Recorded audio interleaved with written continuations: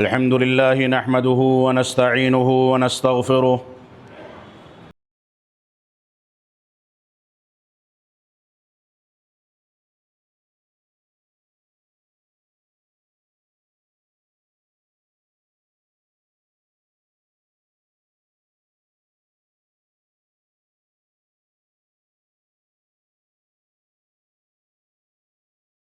بعد فإن خير الحديث كتاب الله وخير الهدي هدي محمد صلى الله عليه وسلم وشر الأمور محدثاتها وكل محدثة بدعة وكل بدعة ضلالة وكل ضلالة في النار فأعوذ بالله السميع العليم من الشيطان الرجيم بسم الله الرحمن الرحيم ظهر الفساد في البر والبحر بما كسبت أيدي الناس ليذيقهم بعض الذي عملوا لعلهم يرجعون وقال الله تبارك وتعالى وما أصابكم من مصيبة فبما كسبت أيديكم ويعفو عن كثير وقال النبي صلى الله عليه وسلم يوشك أن تداعى عليكم الأمم كما تداعى الأكلة إلى قصعتها قيل يا رسول الله ومن قلة يومئذ قال لا ولكنكم غثاء كغثاء السيل ولينزعن الله من صدور عدوكم المهابة منكم وليقذفن الله في قلوبكم الوهن قال قائل وما الوهن يا رسول الله قال حب الدنيا وكراهية الموت رواہ ابو داود وصححہ الالبانی۔ محترم سامعین کرام، بزرگان دین، نوجوانان ملت اسلامیہ اور خواتین اسلام، یہ اللہ رب العالمین کا فضل و کرم اور اس کا احسان عظیم ہے کہ رب کائنات نے ہم کو اس دین کی پہچان اور شعور عطا فرمایا ہے جس دین کو رسول اکرم صلی اللہ علیہ وسلم پر نازل کیا گیا۔ اللہ رب العالمین نے اسی دین کو ہماری عزت و وقار کا سبب قرار دیا۔ رب کائنات نے اسی دین کی بنیاد پر صحابہ کرام کو مفلسی اور غربت کے باوجود دنیا میں عزت و وقار عطا فرمایا۔ اسی دین کی بنیاد پر رسول اکرم صلی اللہ علیہ وسلم، جن کے گھر میں نہ کھانے کا کچھ تھا، نہ پینے کا کچھ تھا، نہ پہننے کے کپڑے تھے، نہ سر ڈھانکنے کی چھب تھی، نہ قاعدے سے نماز ادا کرنے کے لیے کوئی چٹائی یا مصلی تھا، اس کے باوجود رب کائنات نے اسی دین کی بنیاد پر رسول اکرم صلی اللہ علیہ وسلم کو عزت و وقار عطا فرمایا۔ عمر بن خطاب رضی اللہ تعالیٰ عنہ فرماتے ہیں کہ یہ دین وہ امانت ہے، وہ نعمت ہے جس کی بنیاد پر رب کائنات نے اس دنیا میں ہم کو عزت عطا فرمائی ہے۔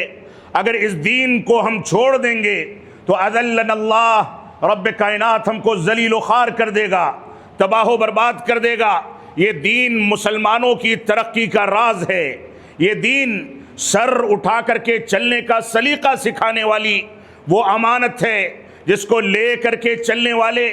دنیا کے اندر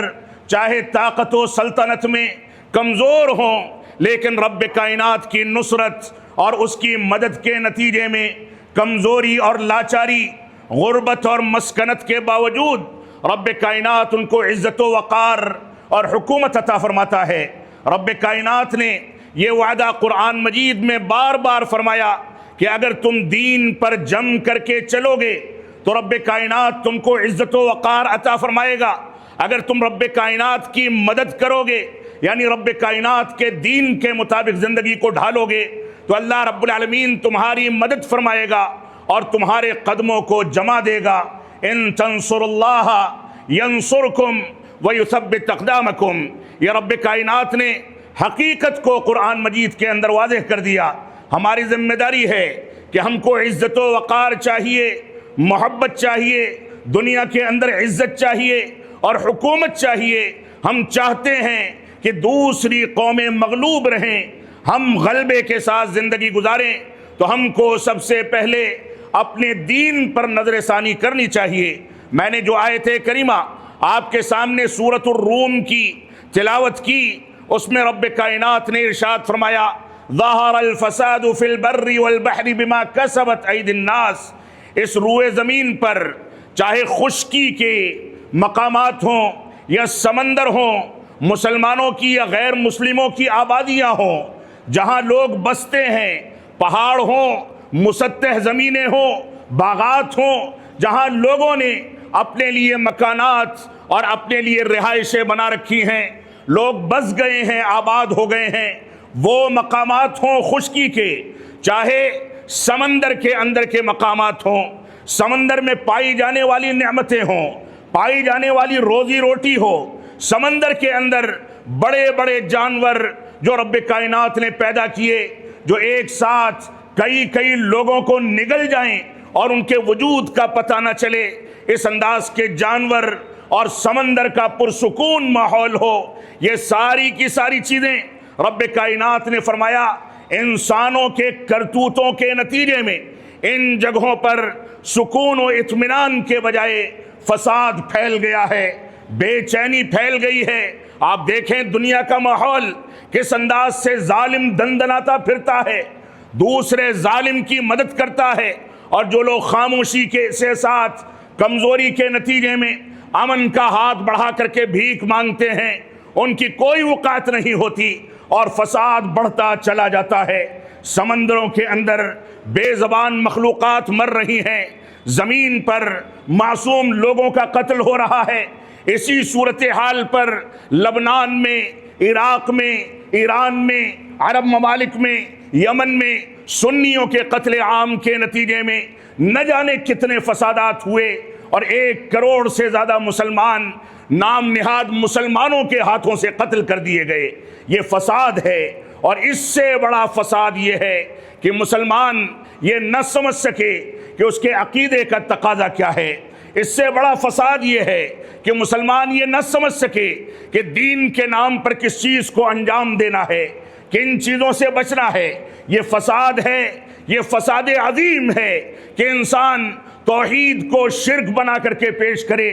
شرک کو توحید قرار دے۔ یہ فساد ہے، اور دردناک فساد ہے کہ انسان اور مسلمان اتباع سنت کو بدعت سے تعبیر کرے اور بدعات و خرافات کو سنت سمجھا جائے۔ یہ تعبیرات بدل دی گئی ہیں، دنیا کے اندر حقیقتیں پلٹ دی گئی ہیں۔ یہ فساد ہے، اس فساد سے بچنے کے لیے ہم کو دین کی جانب رجوع کرنا ہوگا۔ اس سے بڑا فساد کیا ہوگا کہ رسول اکرم صلی اللہ علیہ وسلم کی زندگی میں آپ کی سواری پر، آپ کی رہائش پر، آپ کی نماز کی جگہوں پر، آپ کی جنگوں میں، آپ کے غزوات میں، آپ کے چال چلن میں، آپ کی زندگی کے دوسرے گوشے میں، ہر جگہ پر جن فقراء اور مساکین نے آپ کا ساتھ دیا، آپ کے پیر میں کانٹے نہیں چومنے دیے، آپ کی جانب اگر کوئی تیر کمان بڑھتا ہوا نظر آیا تو احد کے مقام پر یہی صحابہ کرام پیٹ کر کے اللہ کے نبی صلی اللہ علیہ وسلم کے لیے سیسا پلائی دیوار بن کر کے کھڑے ہو گئے۔ مورخین لکھتے ہیں کہ صحابہ کرام دشمنوں کی جانب پیٹ کرتے تھے، اللہ کے نبی صلی اللہ علیہ وسلم کی جانب چہرہ ہوتا تھا۔ اس کا بنیادی سبب یہ ہوتا تھا کہ دشمن وار کرے تو کہیں ایسا نہ ہو کہ فطری تقاضے سے ہمارے دل و دماغ میں خوف اٹھے اور ہم اپنے بچاؤ کے لیے، اپنی جان کو بچانے کے لیے کنارے ہو جائیں اور اللہ کے نبی صلی اللہ علیہ وسلم کو کوئی تکلیف پہنچ جائے، آپ زخمی ہو جائیں۔ اس انداز کے بے شمار واقعات احد کی جنگ میں اور دوسرے غزوات میں ملتے ہیں۔ وہ صحابہ کرام آج امت اسلامیہ کے ایک بڑے طبقے کی نظر میں مجروح قرار پائیں، ان کو گالیاں دی جائیں، ان کی جانب اتہامات کی نسبت کی جائے، ان کو کافر قرار دینے والوں کا ساتھ دیا جائے، معاف فرمائیں گے اس سے بڑا فساد کچھ نہیں ہے۔ یہ ہمارے دین کا فساد ہے، ہمارے ایمان کا فساد ہے، ہمارے عقیدے کا فساد ہے۔ اس فساد نے ہم کو مسلمان بھی نہیں چھوڑا، چہ جائے کہ ہم اس بات کے دعوے دار ہوں کہ ہم انسان ہیں۔ ایک انسان کبھی بھی اپنے محسنین کا ناشکرا نہیں ہو سکتا، اور اس سے بڑا احسان کیا ہوگا کہ چٹائیوں پر سونے والوں نے، سارے خطرات اٹھانے والوں نے، مہینوں فاقہ کشی کرنے والوں نے اور دین کے لیے قربانیاں دینے والوں نے ساری تکلیفیں برداشت کر لی، لیکن اس سے عظیم احسان کیا ہوگا کہ ہم تک دین کی امانت کو من وعن ویسے ہی پہنچایا جیسے وہ دین آسمان سے نازل ہوا تھا۔ تو ہماری ذمہ داری ہے کہ ہم اس بات کو سمجھیں کہ ہم کون سے فساد کا شکار ہیں۔ تو رب کائنات نے فرمایا ظہر الفساد فی البر والبحر بما کسبت ایدی الناس، اس روئے زمین پر لوگوں کی اپنی کمائی کے نتیجے میں فساد ظاہر ہو گیا ہے، فساد برپا ہو گیا ہے۔ لیذیقہم بعض الذی عملوا، رب کائنات فرماتا ہے تاکہ ہم ان کو مزہ چکھا سکیں، ان کے سامنے یہ بات واضح کر سکیں کہ جو خراب پالیسیاں، عقیدے اور منہج کے خلاف جو طریقے تم نے ایجاد کر کے اپنے دین کو نقصان پہنچایا ہے، تاکہ رب کائنات ان مصیبتوں میں گھیر کر کے تم کو مزہ چکھا سکے، یہ عبرت پہنچا سکے، یہ نصیحت اجاگر ہو کر کے سامنے آئے کہ ہم اگر دین سے سمجھوتا کریں گے، دین کے معاملات میں تنازل کریں گے، تو رب کائنات ایسے ہی روئے زمین کو ہمارے کرتوتوں اور غلط پالیسیوں کے نتیجے میں تباہ و برباد کر دے گا۔ وہ ہمارا محتاج نہیں ہے، اس خوبصورت دنیا کا، ان باغات کا، ان سمندروں کا، ان آسمانوں کا، ان زمینوں کا، ان چہچہاتے پرندوں کا، ان جانوروں کا، ان انسانوں کا، یہ بڑی بڑی فیکٹریاں، بڑے بڑے کاروبار، پیسے کی بہتات، بڑا بڑا بینک بیلنس رب کائنات کی نظر میں کوئی حیثیت نہیں رکھتا ہے۔ اگر ہم نے دین کے مطابق زندگی گزاری تو رب کائنات ہمارے ساتھ ہے، اور اگر دین کو چھوڑ دیا، صحابہ کرام کو گالیاں دینے والوں کے ساتھ کھڑے ہو گئے، تو ایسی صورت میں رب کائنات ہم کو تباہ کر دے گا، اس کو کوئی پرواہ نہیں ہوگی۔ تو رب کائنات نے فرمایا لیذیقہم بعض الذی عملوا، یہ فساد اس لیے برپا ہے دنیا کے اندر، امن و چین اور امن و سلامتی کے بجائے بے چینی اور بد امنی جو پھیل گئی ہے، یہ اس وجہ سے ہے تاکہ رب کائنات تم کو مزہ چکھا سکے، عبرت پہنچا سکے، لعلہم یرجعون۔ رب کائنات نے فرمایا ہم ایسے ہی تھوڑے تھوڑے کچوکے لگاتے ہیں، لعلہم یرجعون، ہو سکتا ہے کہ یہ لوگ رجوع کر لیں، ہو سکتا ہے یہ لوگ توبہ کر لیں، ہو سکتا ہے کہ یہ لوگ غلط پالیسیوں سے رجوع کر کے توبہ کر کے دین کی طرف بڑھ جائیں اور دین کو اپنا لیں۔ یہ بنیادی مقصد ہے۔ اور رب کائنات نے دوسری آیت کریمہ میں جو سورۃ الشورى کے اندر ہے، اس میں فرمایا وما اصابکم من مصیبت فبما کسبت ایدیکم ویعفو عن کثیر، اے لوگوں سنو، تم کو جو کچھ مشکلات اور مصیبتیں لاحق ہوتی ہیں، یہ مصیبتیں تمہارے عقیدے میں، تمہارے منہج میں، عظمت صحابہ سے متعلق، قرآن مجید کی حجیت اور قرآن مجید کی کامل کتاب ہونے سے متعلق کسی بھی چیز میں کوئی مصیبت لاحق ہو، دنیاوی امور میں تم پریشان کیے جاؤ، تم مغلوب ہو جاؤ، دشمن تم پر مسلط کر دیا جائے، تمہاری اپنی صفوں میں اختلاف ڈال دیا جائے، زمین کے نیچے سے مصیبتیں ابلنے لگیں، آسمان کے اوپر سے مصیبتیں برسنے لگیں، یہ ساری کی ساری چیزیں رب کائنات کی جانب سے اس وجہ سے نازل کی جاتی ہیں کیونکہ تم نے رب کائنات کے دین پر چلنے کے بجائے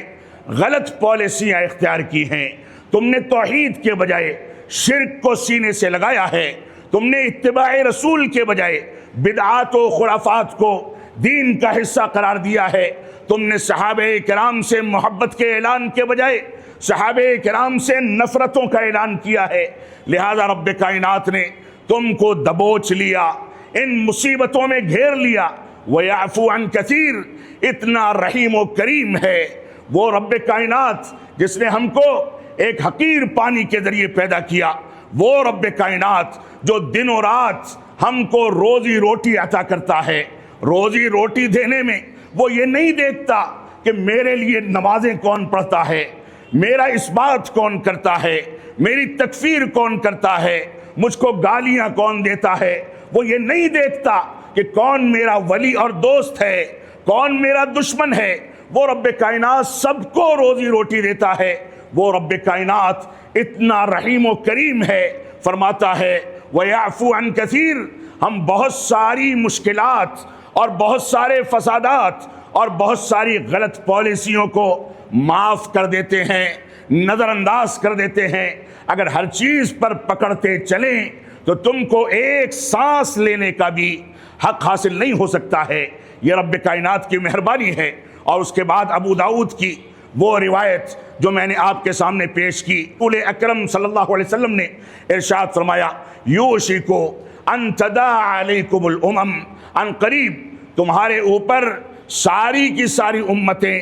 ساری قومیں، ساری طاقتیں پل پڑیں گی، تمہارے اوپر ٹوٹ پڑیں گی، چاروں جانب سے تم کو گھیر لیا جائے گا۔ ان دشمنوں میں کچھ ایسے منافق بھی ہوں گے جو بظاہر مسلمانوں کی جانب نسبت کرتے ہیں، لیکن حقیقت میں وہ یہود و نصارہ کے دوست ہیں۔ حقیقت میں ان لوگوں نے ہمیشہ کفر کا ساتھ دیا ہے۔ حقیقت میں ان لوگوں نے نواسے رسول کو شہید کر کے اپنے دامن کو بچانے کے لیے غلط انداز کی روایتوں کا پروپیگنڈا کیا ہے۔ اس وجہ سے تم اپنے دشمنوں سے چوکن نہ رہو،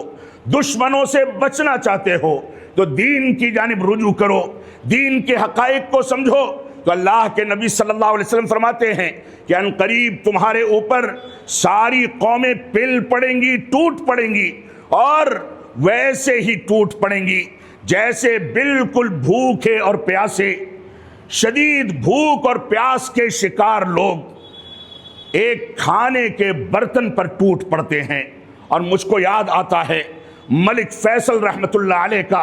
وہ واقعہ جب امریکہ اور مغربی ممالک نے تیل کے بارے میں ان کو دھمکیاں دیں کہ آپ تیل کی قیمتوں کو کم کریں، اس کی سپلائی کریں، تو انہوں نے فرمایا تھا میں تیل کے کنووں میں آگ لگانے کے لیے تیار ہوں لیکن کسی کا حق مارنے کے لیے تیار نہیں ہوں۔ اور جب وزارت خارجہ کے مختلف ممالک کے لوگوں کو بلایا گیا تو صحرا میں بیٹھ کر کے بعض عرب بدوؤں کو وہاں پر پکڑا گیا، 2 دن سے بھوکا اور پیاسا رکھا گیا، اور وزارت خارجہ کے ساتھ ملک فیصل رحمۃ اللہ علیہ نے وہاں پر مجلس اور میٹنگ کی۔ اور جب میٹنگ شروع ہوتی ہے تو کہتے ہیں ان بدوؤں کو کھول دیا جائے، ان کے سامنے کھانے پینے کے برتن رکھ دیے جائیں۔ جب یہ بدو نکلے ان کو نہ تہذیب معلوم تھی نہ آداب سے واقف تھے، لیکن بھوک کی شدت میں ہر انسان کی تہذیب اور آداب رخصت ہو جاتے ہیں۔ وہ نکلے اور کھانے کے برتنوں پر ٹوٹ پڑے۔ جب وزارت خارجہ کے نمائندوں نے پوچھا یہ کیا تماشا ہے تو فرمایا یہ عرب قوم ہے، اس کے ساتھ انصاف کے ساتھ چلو گے تو چلو گے ورنہ یہ ایسے ہی ٹوٹ پڑے گی اور تباہ و برباد کر دے گی۔ رب کائنات آج کے مسلم حکمرانوں کو بھی ایسی ہی جرأت و ہمت اور ایسی ہی پالیسیاں تیار کرنے کی توفیق عطا فرمائے تاکہ یہ بھی طاقتور بن کر کے اسلام کی سربلندی کا سبب بن سکیں۔ تو فرمایا رسول اکرم صلی اللہ علیہ وسلم نے ان قریب تمہارے اوپر ساری قومیں ٹوٹ پڑیں گی جیسے بھوکے کھانے کے برتن پر ٹوٹ پڑتے ہیں۔ پوچھا گیا یا رسول اللہ، اے اللہ کے نبی صلی اللہ علیہ وسلم، وَمِن قِلَّةٍ يَوْمَئِذٍ یا رسول اللہ، کیا اس دن ہم تھوڑی تعداد میں ہوں گے؟ تو آپ نے فرمایا کہ نہیں، وَلَكِنَّكُمْ غُثَاءٌ كَغُثَاءِ السَّيْلِ، تم سمندروں کے یا سیلاب میں اٹھنے والے خش و خاشاک اور کوڑے کرکٹ کے مانند ہر طرف نظر آؤ گے۔ کروڑوں کھربوں کی تعداد میں رب کائنات نے تم کو بے شمار ممالک دے رکھے ہوں گے، حکومتیں دے رکھی ہوں گی، امکانات دے رکھے ہوں گے، وسائل دے رکھے ہوں گے، لیکن اللہ کے نبی صلی اللہ علیہ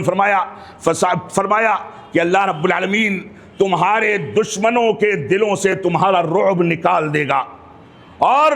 تمہارے دلوں میں وہن ڈال دے گا۔ کسی صحابی رسول نے پوچھا یہ وہن کیا ہے اللہ کے نبی صلی اللہ علیہ وسلم؟ تو فرمایا حب الدنیا و کراہیت الموت، دنیا سے لو لگا لینا، دنیا سے محبت کرنا، دنیا میں من لگا لینا، دنیا کے پیچھے دیوانہ ہو جانا اور موت کو بھول جانا، موت سے نفرت کرنا، موت سے کراہیت محسوس کرنا۔ جو انسان دنیا میں جتنا مگن ہوتا ہے وہ موت سے اتنا زیادہ ڈرتا ہے، اتنا زیادہ گھبراتا ہے۔ ایک مومن یہ جانتا ہے کہ دنیا میں میرے ساتھ کچھ بھی ہو جائے لیکن آخرت میں ہمیشہ کی آرام کی زندگی ملنے والی ہے، لہذا وہ موت سے نہیں ڈرتا۔ تو اللہ کے نبی صلی اللہ علیہ وسلم نے کیا خوبصورت تعبیر فرمائی کہ حب الدنیا و کراہیت الموت، اس کمزوری کا نتیجہ دشمنوں کے دلوں سے تمہارے رعب کے نکل جانے کا سبب، اور ایسے ہی ساری اقوام کا تمہارے اوپر پل پڑنا، اس کا بنیادی سبب یہ ہوگا کہ تم دنیا میں مگن رہو گے۔ رات رات بھر مارکیٹ کیا جائے گا، رات رات بھر بازاروں میں وقت ضائع کیا جائے گا، حرام خوری اور حلال خوری کے درمیان کوئی فرق نہیں کیا جائے گا۔ ہر شخص اپنا بینک بیلنس بڑھانے کے لیے دوسرے کے مال کو غصب کرنے کے دہانے پر کھڑا رہے گا، ہر شخص دوسروں کے حقوق مارے گا، بچے ماں باپ کے نافرمان ہو جائیں گے، ماں باپ بچوں کے درمیان ناانصافی کریں گے، خواتین بے پردہ گھومیں گی، بے حیائی عام ہو جائے گی، ظلم و جور کرنے والے حکام کو ہمارے اوپر مسلط کر دیا جائے گا، ناانصافی کرنے والے دنیا میں دندناتے پھریں گے۔ یہ ساری کی ساری چیزیں اس دور میں غالب آ جائیں گی، اور یہ غلبہ دنیا سے محبت کے نتیجے میں پیدا ہوتا ہے۔ تو فرمایا دنیا سے تم محبت کرنے لگو گے اور موت کو بھول جاؤ گے، موت سے کراہت کرو گے اور موت سے نفرت کرنے لگو گے، کیونکہ موت تمہارے بارے میں فیصلہ کرنے والی ہے کہ کون کہاں کھڑا ہے۔ ہماری ذمہ داری ہے کہ ہم اپنا جائزہ لیں۔ بین الاقوامی جو احوال چل رہے ہیں، ایران، اسرائیل، امریکہ،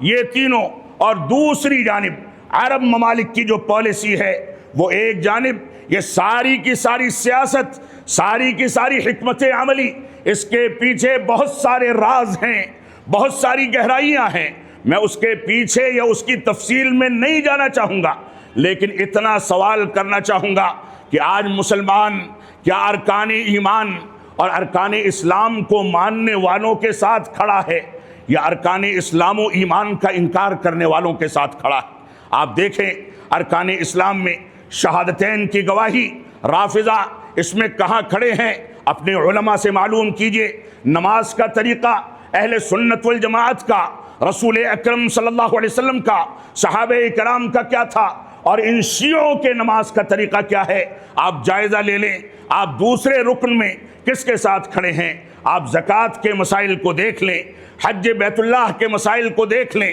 صوم رمضان کو دیکھ لیں، ارکان ایمان میں رب کائنات پر ایمان کا جائزہ لے لیں، فرشتوں کے بارے میں ایمان کا جائزہ لے لیں، کتاب اللہ یعنی اللہ رب العالمین کی کتاب اور آسمانی کتابوں کے بارے میں دین اسلام کے عقائد کا جائزہ لے لیں، رسولوں کے بارے میں جائزہ لے لیں، یوم آخرت کے بارے میں جائزہ لے لیں، تقدیر کے اچھے اور برے ہونے کے بارے میں جائزہ لے لیں۔ اب جائزہ لیتے چلے جائیں۔ ایک جانب قرآن مجید کا احترام کرنے والے ہیں، ایک جانب قرآن مجید کو کامل کتاب ماننے والے، اور دوسری جانب قرآن مجید کو ناقص قرار دینے والے کھڑے ہیں۔ ہم کو فیصلہ کرنا ہے کہ ہم کس کے ساتھ ہیں۔ ہم کو یہ فیصلہ کرنا ہے کہ ایک جانب یہ وصیتیں کی جاتی ہیں، راستوں کے نام رکھے جاتے ہیں ام المؤمنین عائشہ صدیقہ کے نام پر، ایک جانب ممالک میں راستوں کے نام صحابہ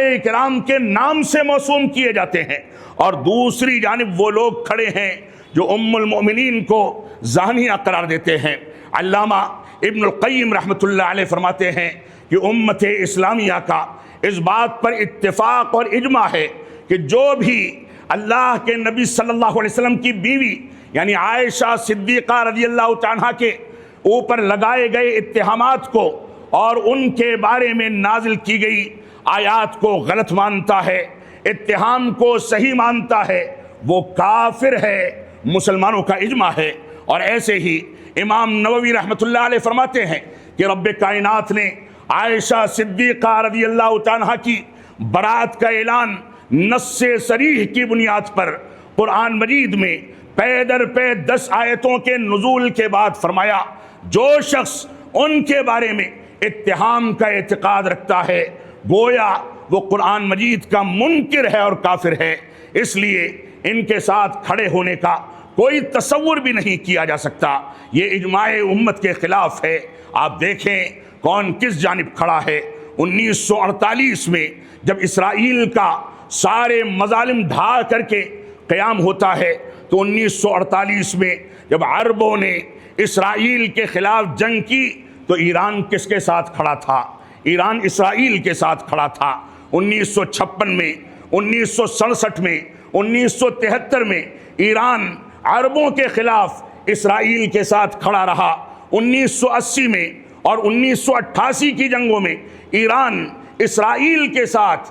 عراق کے خلاف کھڑا رہا۔ 1994 میں ایران رشیا کے ساتھ عربوں کے خلاف اور چیچن کے خلاف کھڑا رہا۔ 2001 میں ایران امریکہ کے ساتھ افغانستان کے خلاف کھڑا رہا۔ 2003 میں ایران امریکہ کے ساتھ عراق کے خلاف کھڑا رہا، اور 2020 میں ایران آذربائیجان کے خلاف امریکہ کے ساتھ کھڑا رہا۔ آپ فیصلہ کریں یہ کہاں ہیں اور ہم کس کا ساتھ دیتے ہیں۔ میں یہ نہیں کہتا کہ سیاست کے تقاضے کیا ہیں، اس کی تفاصیل کیا ہیں، لیکن عقیدے کی بنیاد پر آپ کو یہ سمجھنا ہوگا کہ کون مسلمان ہے، کون صحابہ کرام کو مسلمان تصور کرتا ہے، اور کون 3 صحابہ کرام کے علاوہ سب کو کافر قرار دیتا ہے۔ یہ ہماری ذمہ داری ہے کہ ہم کس کے ساتھ کھڑے ہیں۔ ہم کو یہ فیصلہ کرنا ہوگا کہ ایران کے اصبہان شہر سے دجال اٹھے گا، اور عربوں کے مدینہ شہر سے محمد بن عبداللہ کے نام سے مہدی علیہ السلام پیدا ہو کر کے دنیا کے اندر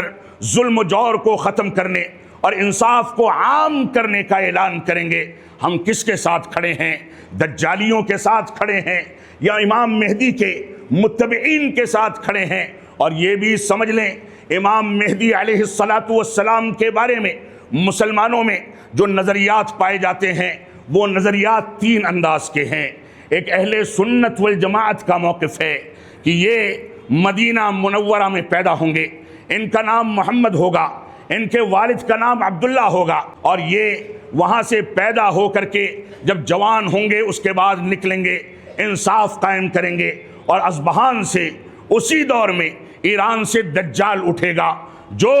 ظلم و جور کی انتہا کر دے گا اور سارے فسادات اس دنیا کے اندر پھیلائے گا۔ آپ سمجھیں کہ آپ کس کے ساتھ کھڑے ہیں۔ ہم تو جانتے ہیں کہ ہمارا نبی عربی تھا، ہم تو جانتے ہیں کہ ہمارا قرآن